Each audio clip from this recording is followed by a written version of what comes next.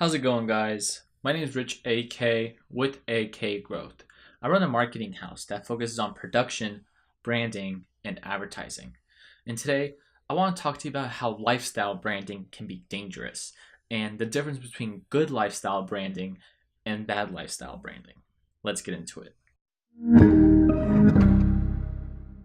Lifestyle brands have been around forever, but within the past 5 or so years, they've really come to fruition with social media being the major player in how we consume basically all products now.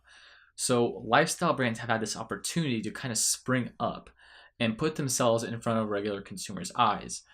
Now, what is a lifestyle brand? A lifestyle brand is really more of a train of thought that a company employs when trying to market their product. They have a product for sale, and their job is to relate to the audience in a way that can promote some kind of vivid imagery, but at the same time push and sell that product on the customer.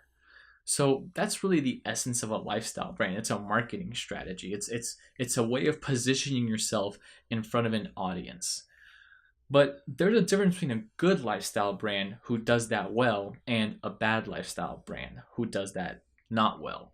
So let's find out what the difference is and what you can do to go towards the good end.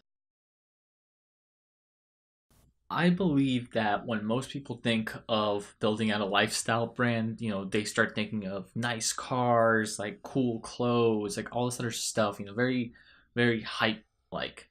Um, but that's not going to generate you a successful lifestyle brand. That's worked on Instagram because the attention is there from the proper audience.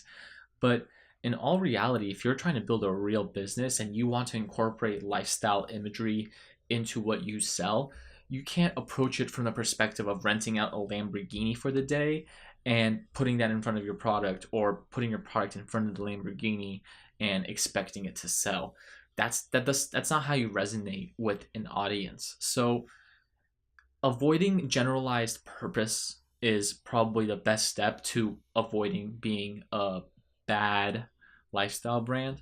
I believe that a lot of people who want to start a lifestyle brand approach it from a very generalized purpose, and they're building up the lifestyle brand not for the actual reason, but because they want to build out a lifestyle brand. So there really is no purpose behind it. And whenever you have a generalized purpose, that can last for a short amount of time while the attention's on you.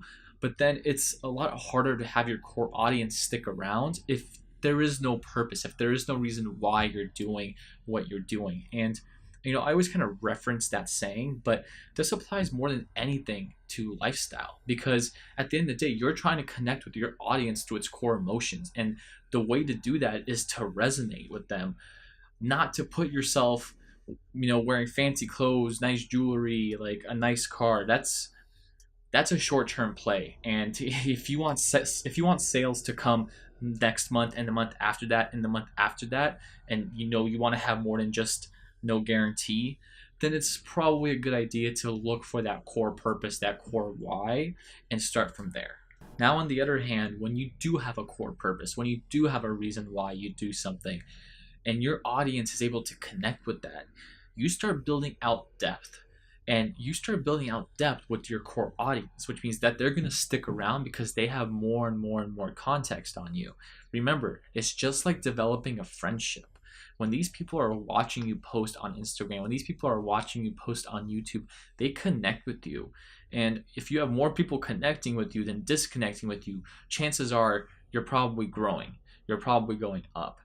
And when you don't have a reason why, when you don't have those connections, but you just have short-term plays because you got that model to help you out, and then you got your buddy to he got you your Lamborghini, and now you took those photos.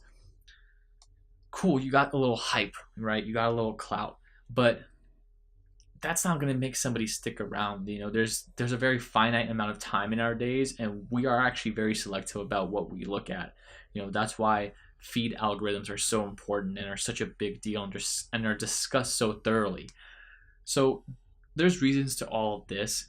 If you're going to be doing lifestyle, if you have an existing company, if you have an existing brand and you want to approach lifestyle, Approach it with those things in mind.